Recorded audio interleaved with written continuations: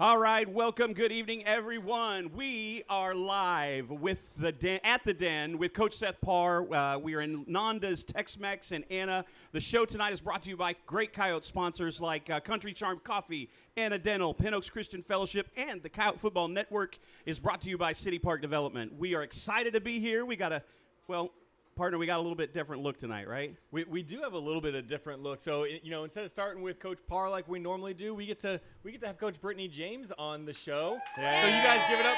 I love it. I love it already. Hey, for those of you who don't know, Coach James is not just our volleyball coach, but also our girls athletic coordinator. So, Coach James, thank you for joining us tonight. Thank you for having me. All right, well, so let's kind of jump in a little bit. I want to hear, you guys have recently started your district play for volleyball. So kind of talk me through and give us an update on how the season's going, how district has started, kind of where you guys are standing right now. So currently we are 12-16 overall in the season. I did beef up our preseason schedule and our tournament play to play a lot of 5 and 6A schools to kind of prepare us for what district is going to look like. I do believe that we have probably one of the toughest districts in the state of Texas, minus probably the Panhandle. So we have LoveJoy, who's ranked number 1. Then we have Melissa, ranked number 7, and McKinney North, ranked number 14. So, and those are our first 3 games of district. Hey, yeah. Start out with a bang. That's right. So the schedule just had to give you no breaks. They're like, hey, you get just right off the bat. All gas, no breaks, for sure. We are currently 0-2 in district, but I will say that last night against McKinney North, we did compete very well. The scores do reflect that. However, we did fall a little bit short, but I think that did send a message to our girls that they can compete, and we are on the right track. Yeah, you're a bit of a competitor. I've had the privilege, and I'll call it a privilege. We sat in the press box for baseball. Yes. Well, I think you're doing the scoreboard, yeah. and I'm over kind of doing my thing over there. Sure. And I've learned a little bit about you. And I got to throw in a little bit of this. You're pretty feisty. You're pretty competitive. Yes. You have a driving desire to win. At all costs. Yeah. Okay. So tell me, where does that come from? My dad was a high school coach for 30-something years, and I have a little brother, and I think that just being a coach's kid, and then growing up with a brother, I think I kind of had to hold my own, and it's just been winning is what we all like to do, and we all compete all day, every day, I think. Well, so I think in that vein, kind of talk to us a little bit, and this is kind of off the cuff, but sure. Talk to us a little bit. How do you instill that into your team, into your players, making sure that they have that same drive that you have? So I think that that's something that kids either have or they don't, but to kind of model that within your staff and or with the kids, not necessarily getting out there to play with them and compete, but just little things, just kind of showing how it can be playful, but then turn into something a little bit more serious. I've had coaching staffs where we kind of get competitive with each other in front of the kids, and that kind of banter kind of turns into something else for them. They start doing it with each other, and then the competitiveness kind of just builds within the program. So outside of that competitive nature, right, Mm-hmm. what are some of the keys or the fundamentals that you're looking for your team to start kind of instilling to have some success this year? So some of our fundamentals that we are really kind of growing in is really our timing and our approaches, the arm swing and kind of understanding where the ball placement happens. Then reducing errors is one of our biggest things. We get up and we just kind of start swinging blindly in a sense. And so now we have to, every ball, there's a purpose for everything behind that, and just kind of understanding the game a little bit more in that aspect. Great. Well, I love that. Hey, so who are some of the student athletes that are have kind of stepped up this year, that are performing well or stepped up in a leadership role? Kind of talk to me about some of those young ladies. Sure. So I have our first one that I can think of as Kylie Jones, and she is a sophomore. This is her second year on varsity. She is a 6-rotation player, so she plays 3 rotations back row as a setter, and then she plays 3 rotations front row as a hitter, and right now she's leading our team in kill percentage as well as kills. Wow. She is a phenomenal athlete, and she's only going to get better, especially being a sophomore. I feel like that's a wide range of skills to be able to go from setting to hitting. Like that's a big deal. And 0 rest. She stays on the court the entire time, and she competes the entire time. So love that. That's she's awesome. great. We also have Adele McCormick. She is a senior. She's a utility hitter, meaning she can kind of hit anywhere along the net. She is a very big force. You look on the court and you're like, whoa, that girl's big. So she's 6'2". She can touch us 9'11", I believe. And when she gets up there in the block and or a good swing, it's pretty hard to return. That's awesome. Yeah. Well, so looking at ahead, right? We got a good idea of some of the girls that we're looking for on the court. Culturally, though, like as they kind of take this role of, I mean, usually your best athletes are the one that kind of set the tone. Sure. So what kind of cultural elements are you hoping kind of just permeate everything that's going on right now? So right now, what we've been trying to build since I've gotten here is really just more of team morale and unity. Girls learning how to work together and what leadership actually looks like is a really big deal. So that's something that we've been trying to instill this entire time, and I really think this year we have what that should look like, and so that should be able to carry through every year in the program. Wow. So you get a live mic here. Sure. Right? We'll get a couple hundred people at least probably to watch this. Okay, so great, yeah. What last thing off the cuff, what do we need to know about volleyball? What do we need to what kind of things do you need to tell us before you walk away from this microphone? One thing I think people don't realize is volleyball is a lot harder than they think it is. There are a lot of aspects that actually go into the game, whether it's subbing or where you play in defense or what's actually happening in the game. People are like, oh, why don't they just do this? And I'm like, if it was that simple, we would just do that. You know, if that was the game plan, we would probably do that. But it is a lot more complex than people give it credit for. And people who actually get out there and play, they're like, whoa, this is actually a lot. I'm like, yeah, not too easy. All right. Well, hey, guys, let's thank Coach Brittani James. Thank you. Certainly a pleasure for us to have you on the show tonight. Thanks for being here. I appreciate you guys having us. All right, we're gonna take a quick break, and while we transition coaches, for those of you at home, you're gonna see an ad for Country Charm. So, Coach Parr, you're next.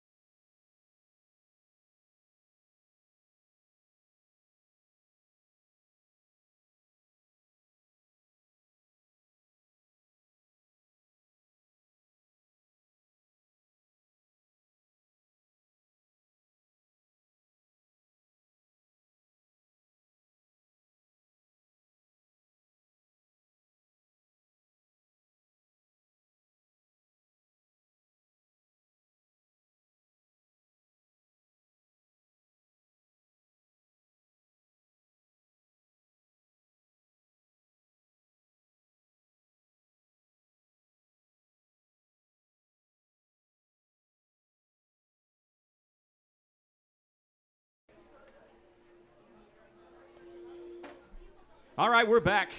Are you ready? We have the man, the myth, the legend with us this segment. None other than Mr. Coach Parr right here. We got him with us. We're excited to have you, Coach. As always, every week, it's a lot of fun. It's a Great day to be a Coyote, great day to wear purple always, and it's a great day to be around good friends and good food. Good food. Let's go. I hope everybody's eating. Everybody like the food here at Nanda's?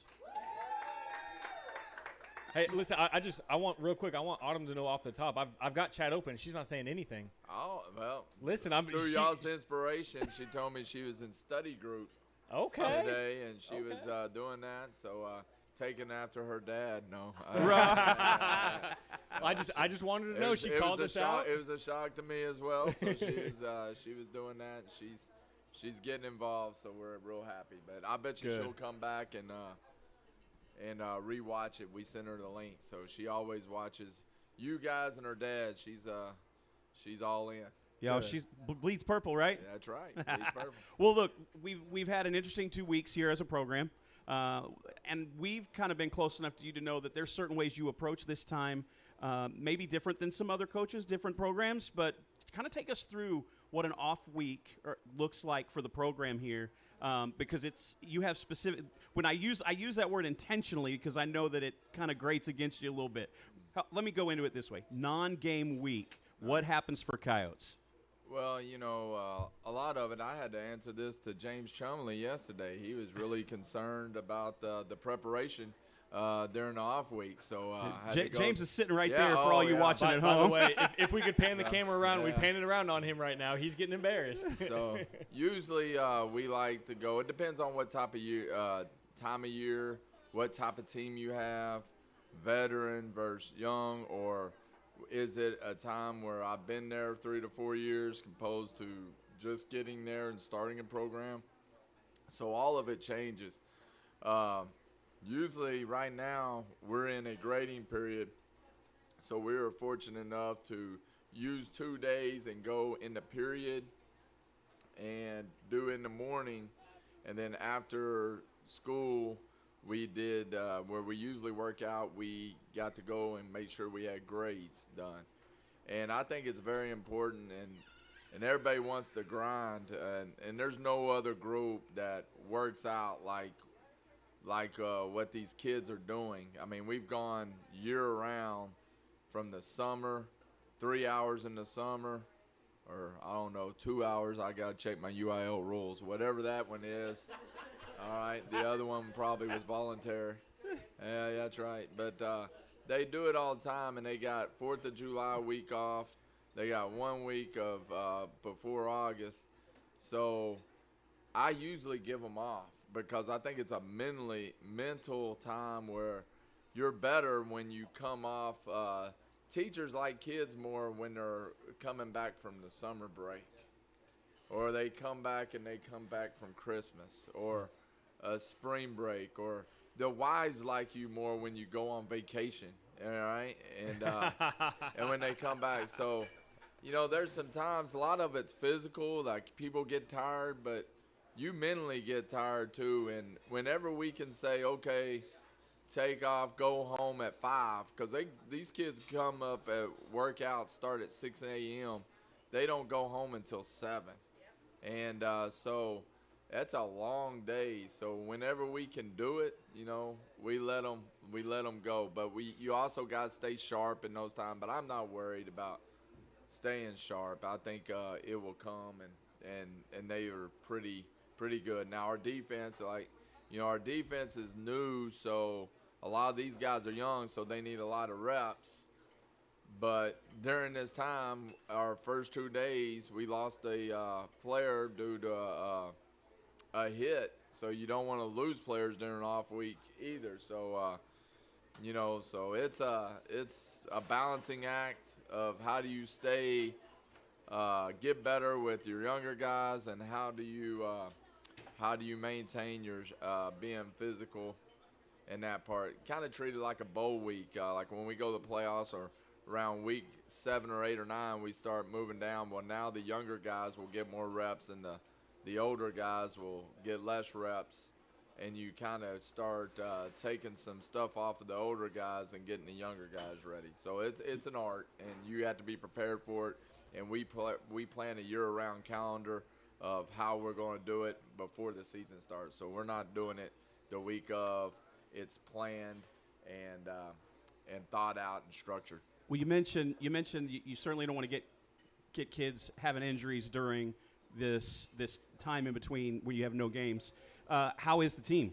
As much as you can tell us a little bit about how are the players, how are we doing going into this game this Friday? Are we ready to go? We lost two Jessies this week. They'll be back next week.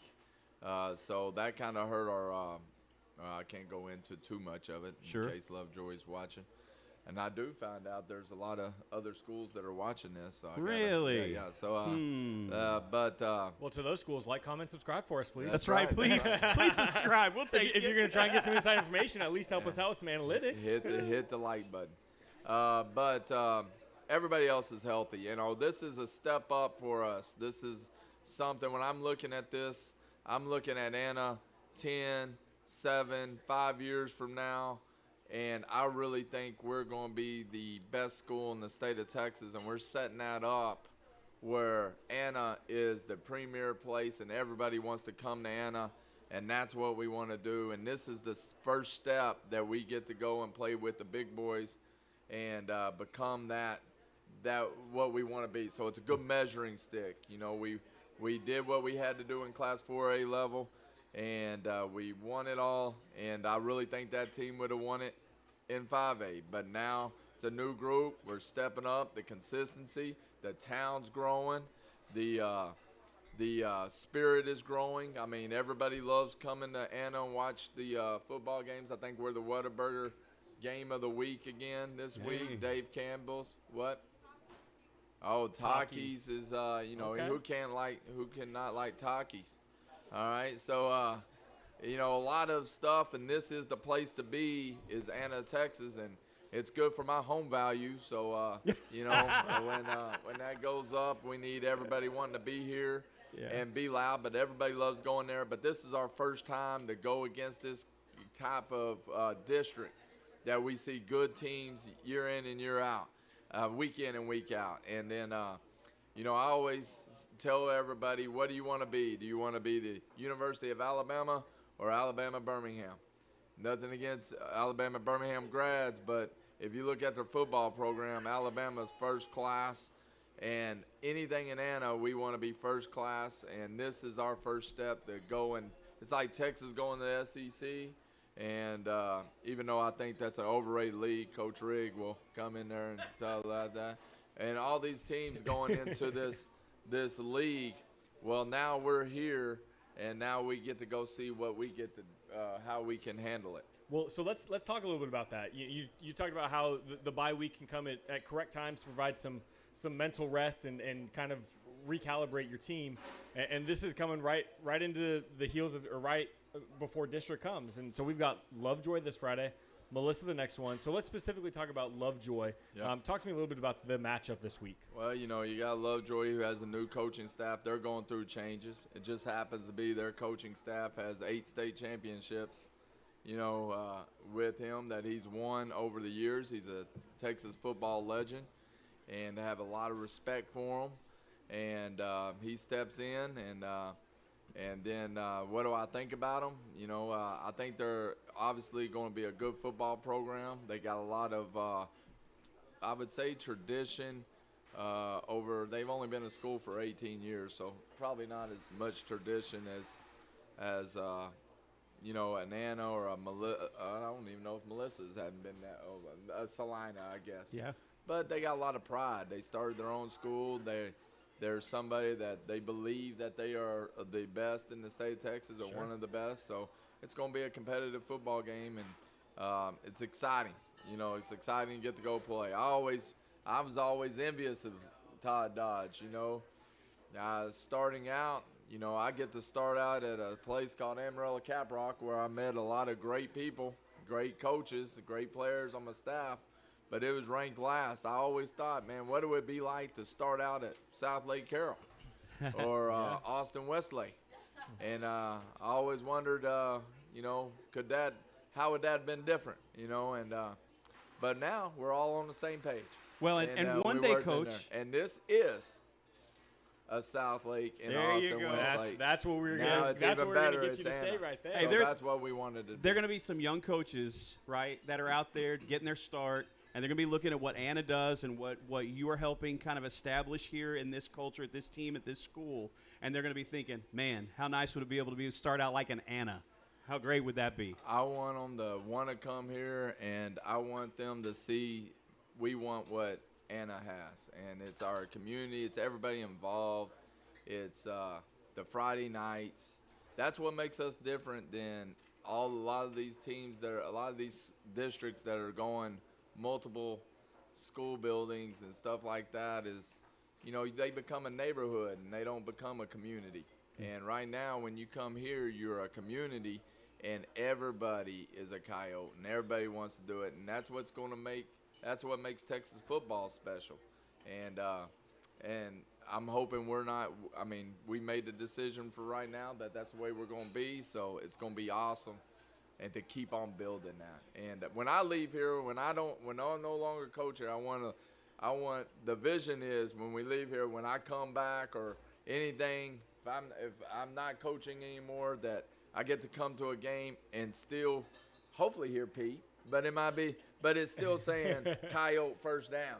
And that's something that we want, and that's what I want is create something, and then when we leave here, it still stays that same way. We're gonna have to edit out that section about him talking about leaving, because I think people we're not gonna talk like that right now, Coach. Leaving is no longer being able to coach anymore. Okay, there you go. All right, there you go. That's what we like to hear. There's some applause. Yeah. Hey, so That might not be good. That means we lost a lot of games.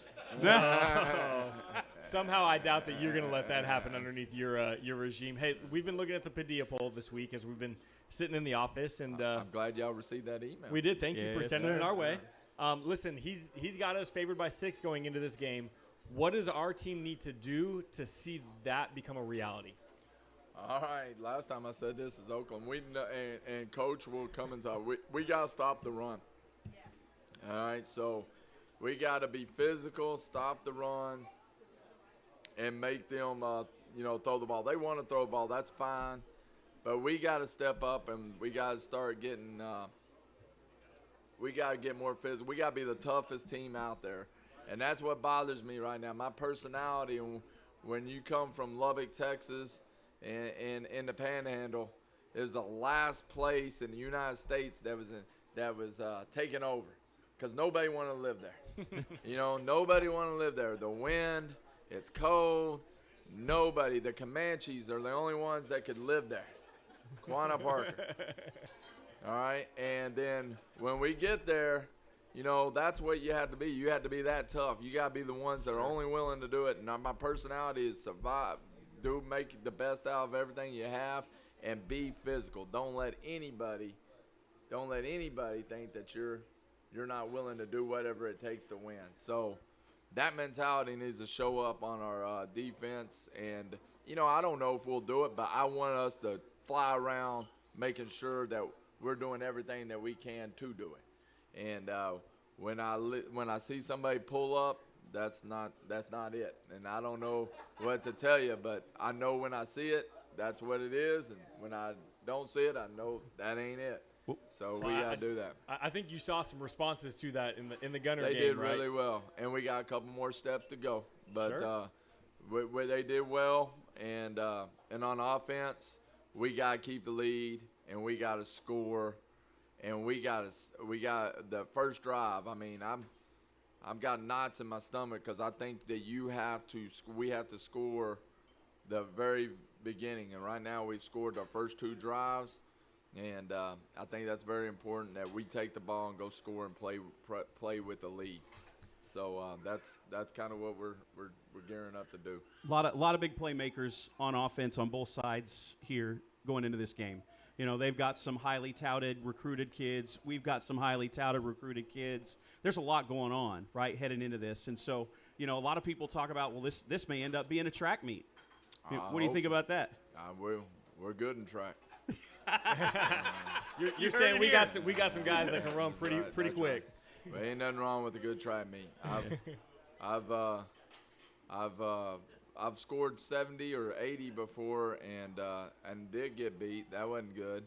But I've scored 80 and won as well. So I think we have. I guess we get played Colleyville Heritage, and we have the highest scoring game in Texas high school football history in week 3 of the playoffs. And I think we won like 82 to 60 something. Wow. And I'll take that. That was a good win. Sure. Yeah. That counts. That counts just as good as 7-0. So Yep. I wouldn't mind 7-0 either. I'll take any win. I'll take any win. As long as it says one more than them, I'm good. There you go. That's right. There you go.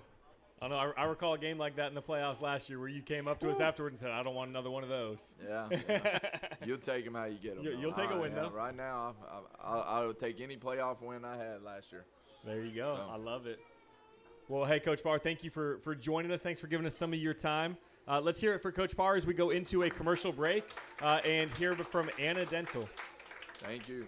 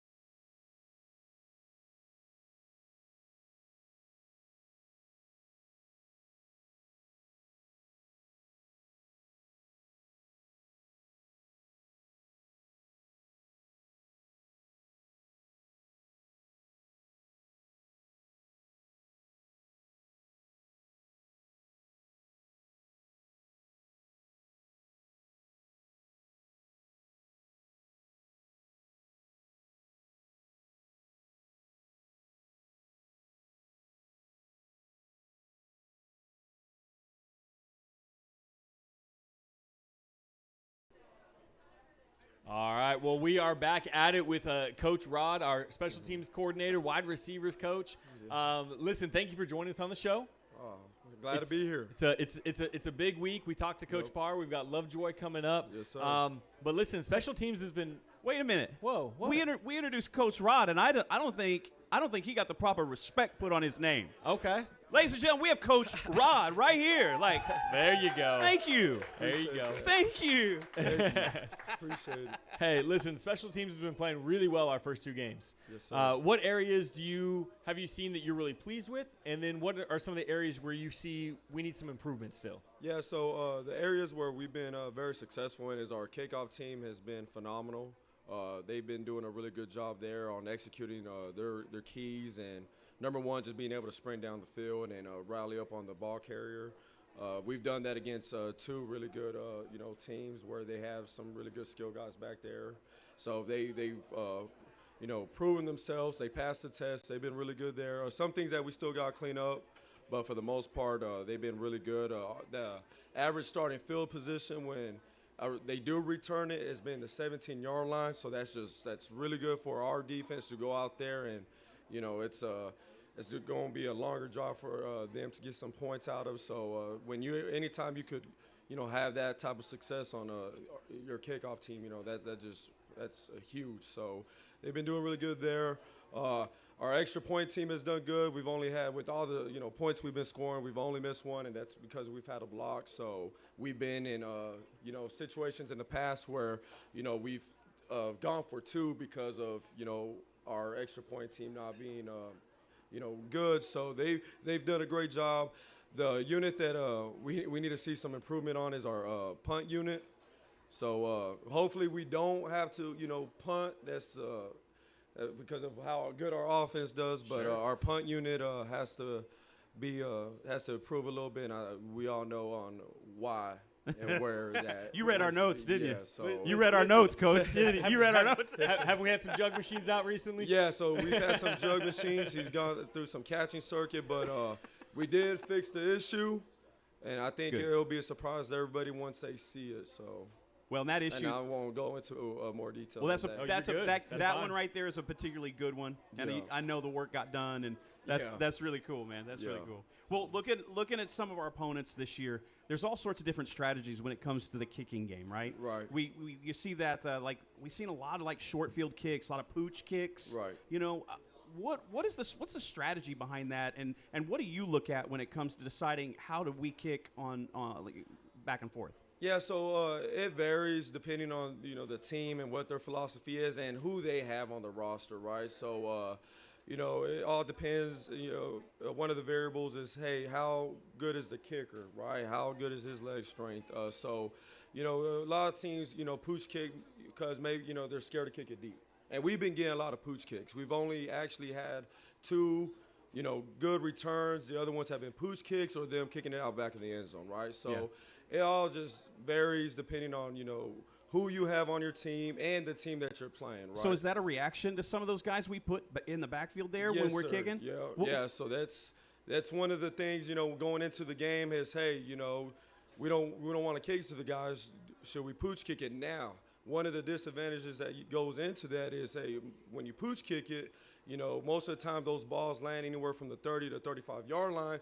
So then you're giving that offense, some pretty decent field position that they could work with, right? So, when we go into our philosophy is, hey, pooch kicks, that's one of our last resorts. We always want to kick it deep, and we're going to, train our kickoff guys to be really good, and, they're going to execute what they need to do. So that's some of the things that goes into on why teams want to pooch kick it. Yeah, there's definitely a heat-seeking missile kind of switch that gets flipped. Yeah. They follow that ball, and you can see it in their eyes. They are focused, and they are all headed in. Yes, sir. And, yep. man, and when it's done, it feels like every purple helmet is all right there. Right, yeah. So they've done a great job. So it's probably one of the best kickoff units that we've had. So.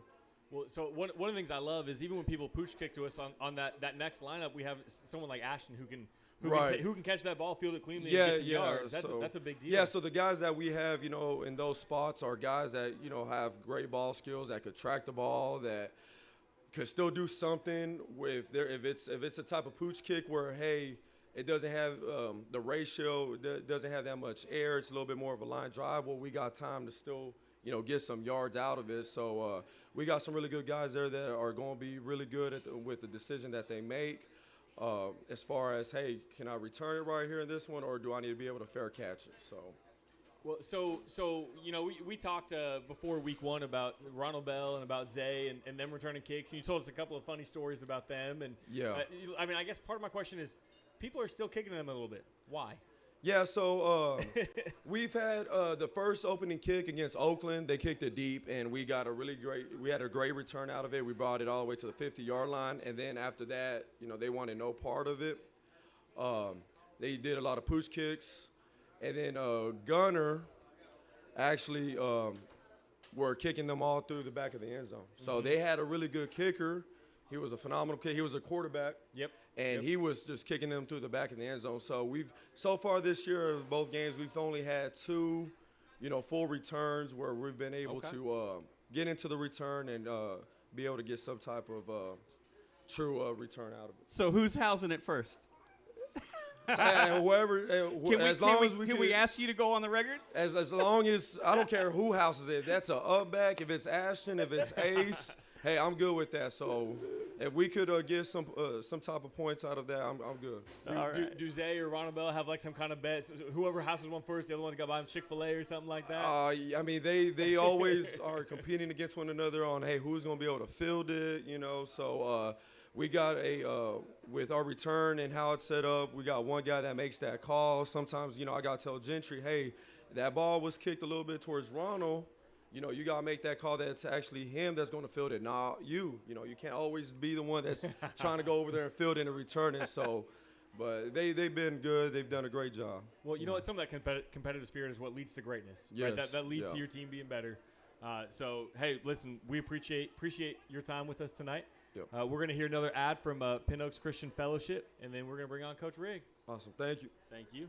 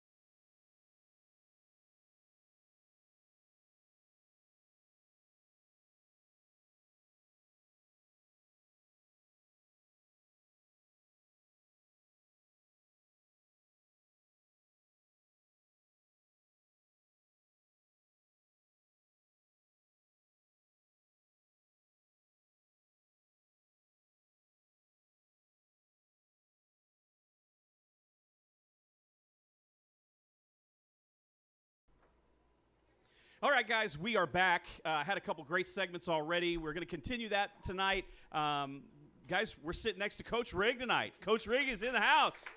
Got some. Going to talk a little bit of offense, right? Yep. This is your wheelhouse. Yep. Ready to tear it up. We are. All right, I so hope here we go. We're going to look back a little bit before we look forward, right? It feels like our defense kind of took some steps forward last game, right? Sorry, wrong one. We're kind of high scoring. That was the direction we were going to go with this one. We're kind of high We're going to scoring. make you answer the question. I was for gonna Coach say, Severe and vice versa. We're going to I make you don't know guys if Coach flip and Severe talk. like my analysis. I don't know. It was about to get really I'll awkward. do my best. It was about to Do my get best. really awkward right here. No, so looking back, the first two games have been pretty high scoring for us. Yeah. You know, as we kind of looked at some stats and stuff, I think we're averaging 492 yards a game, which is pretty good. It's all right. It's okay, it's right? a couple of yards. But 103 points between the two games combined. Yeah. So where are you pleased, and where does the work need to come? Yeah, so done some really good things against the two teams we've gone against, kind of exploited a lot of coverage things, and then some of our, Zai's legs have taken over a lot when people want to drop into coverage and play a lot of people in the back end. I think a couple things we can clean up, the O-line, we've given up a couple pressures, which we don't like. Luckily, those don't turn into sacks because of who we got back there. And the O-line will tell you, that's our area where we need to kind of pick it up a little bit and just communicate on some twists and stunts. People have done a lot of things that are very unorthodox, things we may have not seen before going into the week. But when they get there, they realize, they've got to give. Otherwise, they're just going to be controlled by the O-line, and they'll give them some different looks that, they may get us the first time, but then the guys are really good at adjusting and, fixing it. But I think we're kind of getting to that point of the season where we've seen all those looks, and just being able to kind of protect those is a big deal. Have you noticed some defenses starting to adjust and putting a spy on Zai or trying to run some shells so where they always have eyes on him? Or Yeah, the spies on paper and on a board look a lot better than they really do in person, because always my experience with a spy, they're putting a big 330-pound nose tackle to spy a guy who's 170 pounds. That's grease lightning. You can spy on him. He can see him. It doesn't mean his butt can tackle him. That's I mean, fair. a whole 'cause different deal. Look, you say that I can see him from the sideline, but I'm sure not ever going to catch up to him Yeah. either. So And that's a lot of people, try to contain rush. Well, can't contain what you can't catch, so it's another issue. I love that. You can't contain what you can't catch. We're getting some gold out of this one tonight. Yeah, There's some gold. There's some gold coming out of here. All right, so what's going to make this offense this week, going into this game against LoveJoy, successful? Yeah, we've really got to. I won't, not to give you too much information, but we've got to. Well, that's on you. Yeah. We're We've going to take anything we can get. Yeah, but- we've got to play well up front. Get a good push on them. They're very aggressive up front. They're 4-man front, which is a little bit different than what we saw week 1, and even a little different than what Gunner had week 2. If we can kind of push them around, get some good movement up front, and put them into bad situations, it's going to be a really good night. I think also some things they do in the back end, we're going to try to take advantage of one way or another. Not going to give you anything else on that, but that's sort of the plan. And if those go, the way they should, I think it'll be a good night. So you keep saying that. I just want to pick. And out of respect, I won't, but I'll leave it at that. So for those from LoveJoy that are watching, Yeah. come back and listen to the post-game interviews where you'll talk about what we did I'll to, give all to run the over insights them. after the game. I love that. And my hindsight will be 20/20, so I'll have really good answers. There you go. We have a ton of weapons Yep. on the offensive side of the ball. Definitely. I think this is the most weapons we've had top to bottom since you guys have been here running this program. Do you agree with that? Yeah. All right, so who's primed for a breakout this week? Who should we be looking out for that maybe has been under the radar the last couple of weeks? So we'll have another X that we're working in, outside receiver that's moved in. He's a pretty good player as well. Added him into the mix, and then I'm glad we get the X. Yeah. I'm just going to leave it at that, right? The I'm X. glad the X we won't is go into available. names or any of that No, stuff. no, it's but just the X. That'll be Friday after the game where we're going to the names. Yeah, exactly. And we're not talking about somebody we used to date. We're Yeah. talking about the X, and we're going to, X gotcha. receiver. Yes. X receiver. I don't need my wife giving me hot water. But the X receiver. So if everything comes out the way it should, we're going to be in good shape because I think he's a big piece. And then I think Ashton's going to have another big game. He really played well against Gunner, had some big catches up the seam. And then kind of some different looks and packages we're doing, I think, are going to give people an opportunity not necessarily to do more, but do a couple different things that they haven't had to do this year. Well, we always talk about like the core group of guys. We talk about Ashton, right? We talk about RBJ, but Ace, man, Ace has. We called him Ace. He's the Swiss Army knife, man. That he is just really surprised. I think not that we didn't expect good things, but the kind of things he's doing. Yeah, he does it all. I mean, there is nothing. Whenever we are looking for someone to kind of do a multifaceted role, he's a lot of times that name that, we'll argue about some different guys, but he's kind of the name we settle on a lot, which when coaches are talking about you and putting you in bigger roles, different roles, that's always a really good thing. Because, I mean, he does so many things well. He's not only talented, he also is very willing to do things that a lot of people that are good players don't want to do. They don't have to do. He's willing to do all those things. And that's, I mean, kind of what makes him stand out, makes him special. Well, that's it, man. All right. It was easy Good. for you this week. Yeah, it got me off the hot seat. Get you off the hot seat because good. you told us we get everything after the game. Yeah, So we're gonna put you on the hot seat after the game. Right. We're gonna hold you to all these answers. I hope so. I hope so. Well, Coach Rigg, thanks so much for joining us. Awesome. Thank you. Let's give Coach Rigg another hand. All right, we're gonna run into one more commercial break and bring you back with Coach Severe.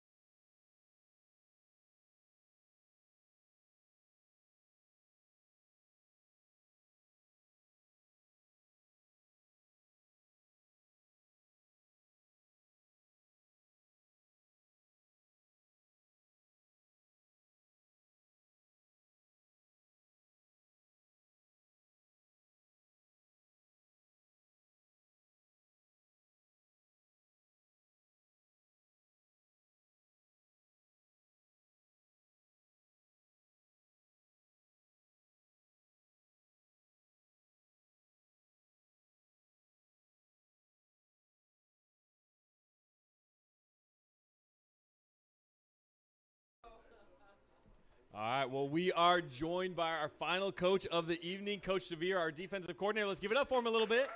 A little love for Coach Severe.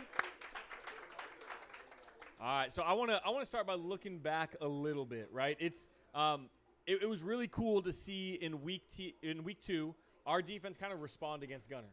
One of the things I really noticed as I was watching the game and going back and looking at some of the clips that we got was there was a lot of times where we finished with 8, 9, 10, or all 11 guys at the ball and an increase in physicality. So kind of talk to me about that turnaround that you saw in that defense and how that's carried forward through the off week into this week. Yeah, I think number one, we had a Labor Day practice, and I kind of mentioned it last week. That was we were laboring, so I think we got the point across that we were looking for Coach Parr.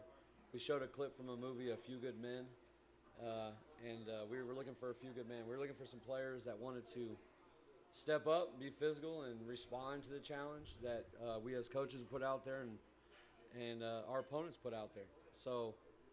It was good. It was a good response. I mean, we got a long way to go. We're gonna continue to get better because we're so young, and a lot of guys were getting their first, and sometimes second game experience. And you saw a lot of growth game 1 to game 2. That's usually the case.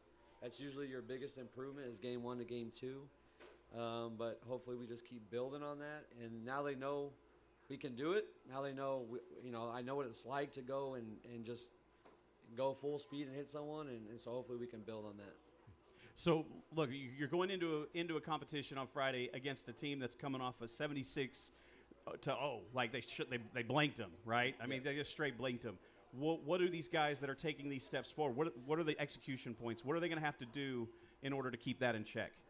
I think we've tried to make the game plan simple, but to us, but not them. And I think we're allowing our kids to play fast. We've spent a lot of time this week. Obviously, we had a little bit of a head start with the bye week last week on scouting reports and stuff like that. But we've spent a lot of time this week on just preparing for their offense. And so they have a great coaching staff. They have a great program. LoveJoy's been historically pretty good the last handful of years. So we got a big challenge, but I think we're really excited, and I think our kids are ready. I think we've had a good week of preparation. So I'm not going to give you all the X's and O's, and maybe after the game a little bit more. But I think as a whole, our defense, I feel is pretty attentive and knows what we're looking for, and I think we're ready to play. So as long as we execute, I think it'll go pretty well. I feel like that was a talking point in the coaches' room this week. Hey, when you go on the show, don't give too many X's and O's. Hey, listen. So we're going to have one heck of a post game this week. That's all I know. Both you, Coach Rigg, and you have both promised some dishing come Friday night. So. Sure. Well, hey, listen, so one of the things that you see, especially with younger players, really in any sport, and especially in football where there's so much going on, is you can see a lot of times them thinking through plays. So what are some of the things you do as a coach to help them move from thinking to just reacting and trusting their instincts and their training? Yeah, and I think that was one of the biggest things week one was they just hadn't done it. And so the game was just moving a little fast. And the things that we saw in practice, it was happening, but it was happening way faster by really good players and a team that was used to doing that. And so we've adjusted. I think the more we play, the more games we play, the more practices we have, our kids are going to get more and more confident, more and more comfortable of what's expected, what happens on a Friday night. So as a coaching staff, we're just keep putting them in those situations. We keep putting them in the situations in practice. We had a good practice this week defensively. I mean, the offense is pretty darn good. We play one of probably the best 5A offense statistically in the state right now, and we play them every day in practice. And this week we've had a lot of good – we've won a lot of reps against the offense. And so we're trying to tell our kids, hey, you're playing the best offense in 5A, and you're winning a lot of reps. Let's just keep stacking these opportunities, these moments, and carry them over to the game and just play and have fun and play fast. I mean, if you play fast and have fun, good things are going to happen. Well, we got playmakers, on our side just like they've got playmakers on their side.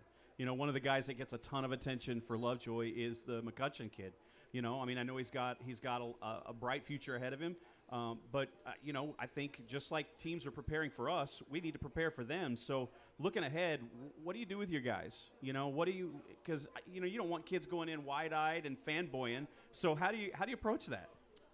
I mean, we got a lot of kids with a lot of pride, and a lot of them think they're just as good, or they want to be just as good, and they want to be known as, a guy who's on that level. So I think for our kids to take it as a challenge, I don't know any other way to take it.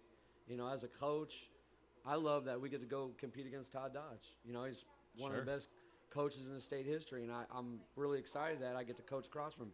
He's an offensive-minded coach, so I've been a little juiced up this week that I get to be on the opposite sideline and match wits and hopefully come up on the better end, right? So there's no other way to take it than as a challenge. I mean, we're not going to admit that we're not going to say he's not good. He's a good player. We're excited to play him, though, and I think that's part of why you play football, why you play any sport, is to compete against people and test who you are and win and beat them. And if it doesn't happen, it doesn't work out, why not? Why didn't we beat them? Let's get better and fix those things so that way the next time we face someone like that, we come out on the other end. That mentality is, there's not a lot of fans that appreciate that mentality, right? Last week or 2 weeks ago, we played a team that was four classifications below us, and it was part of their choice, right? For that same mentality, that same attitude. How do you try to instill that? How do you try to help parents and community members understand competition is good? Yeah. Going against the best of the best is good. How do you do that? I mean, it's just there's old adages, there's old things, but iron sharpens iron, and that's in the Bible, I believe, somewhere, right? Yeah, it is. You got it. So I think that it's, if you don't want to do that, why play? Like, and I don't want to be a Herm Edwards and you play to win the game, but like, if you don't want to compete against good people, then I think football is just a wrong sport. I think really competition, sports in general, like go read books, chess club or stuff like that. No offense to anyone if they play chess here, because I guess that's competition too, right? But Yeah. But if you don't really want to compete and be physical and be at in that arena, I don't know why you play. So I don't know how any other way to say it than it's what you want to do as an athlete. You want to measure yourself up, and if this guy's supposedly the best, I want to go beat him because I want to be the best. And if that's what it takes, that's what it takes. I want to go do it. Well, I think that's a big deal. I'm gonna ask this question, and you're gonna give us what you're gonna give us, but I'm gonna ask it anyways. What are our keys for this game on the defensive side of the ball? I think the number one key is to stop the run. We stop the run. I think just having the players we have, I think we're a little bit more experienced on the back end than the front end. And I really have a lot of confidence in our secondary and covering people and our ability to get after people in the pass rush. So I think if we can stop the run consistently and put them in, and put us in good advantages where we can get after the quarterback, where it's not a run pass 50-50 where we kind of expect pass, I think that's going to get us in a good opportunity. So winning first down, stopping the run, and getting a lot of hats to the ball. They got their quarterback can run, so anytime a team is willing to run their quarterback, that's exciting as a defensive coach because it's difficult, but you also get to hit them. And so when you can stack some hits on the quarterback and you can start stacking them, you can kind of change the way that guy wants to play the game. Well, I love it. I'm looking at one of our safeties out here who kind of like, yeah, okay, I get to hit somebody coming up soon. Absolutely. Well, Coach, it's always great. There's always a little bit of gold coming from Coach Severe, and you never disappoint when it comes to these interviews. So thanks for joining us tonight, being a part of this podcast tonight, and we're looking forward to Friday. Awesome. Thank you. I appreciate it. We're looking forward to this. Well, this is going to bring us to a close, Coyotes. Thank you to all the coaches that joined us, to Coach Brittani James for being a guest on here tonight. Thanks again to Nanda's Tex-Mex and their incredible staff. Let's give it up for them. This is also an opportunity to say, if you have never been to Nanda's Tex-Mex, this is definitely a great place to come. Grab yourself, your family, and have a great dinner. They got an incredible staff. You will not be disappointed. But the big news is this Friday, we kick off at 7:30. Tailgate starts at 5:30. We get to watch those Coyotes enter the stadium at 6:30. So we want them to be there, yes? Oh, yeah. I mean, you need to be there. You need to be loud. Be loud. You need to be dressed in purple. Yeah. Right? There's no excuse. Purple everywhere. Oh, we're doing a blackout? Is it blackout? Oh, see, I saw on night? social media it was a purple. Okay. On social media it said purple. We're doing blackout. It's all okay. blackout. We're black then. Black it is. All Blacking right. it out. See, this is why we do a live We're show blacking so that it they out. can correct me in the moment and make sure that I'm getting it right. Well, Thank before- you. No, before thank we- you, Mackenzie. Before we get anything else wrong, we're going to sign off. Thanks for joining us. We'll see you here next week live from Nanda's Tex-Mex with Coach Seth Parr. See ya. Go Coyotes.